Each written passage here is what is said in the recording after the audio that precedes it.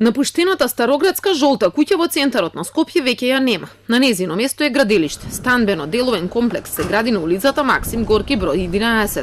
Но локацијата која стана позната во 2013-та по десетиците гласачи од пустец, регистрирани во напуштениот објект, и сега си има своји жители.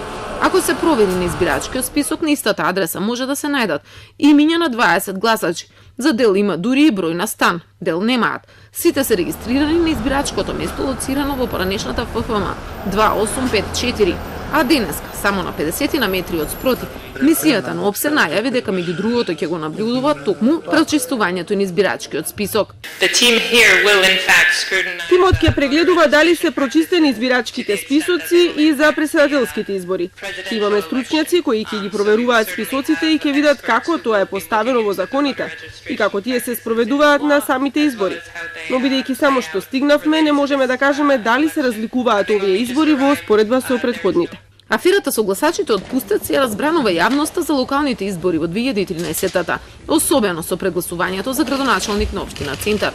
Токму поради ова дел од раководството на поранешната владеачка ВМРО ДПМН е на обвинителна клупа во предметот на СЈО Титаник. Проблемот со пречистувањето на избирачкиот список беше нотиран и во претходните извештаи на ОПСЕ, а мисијата по изборите повторно ќе излезе со свој извештај. Инаку за 2 дена истекува рокот за проверка на гласачите во избирачкиот список.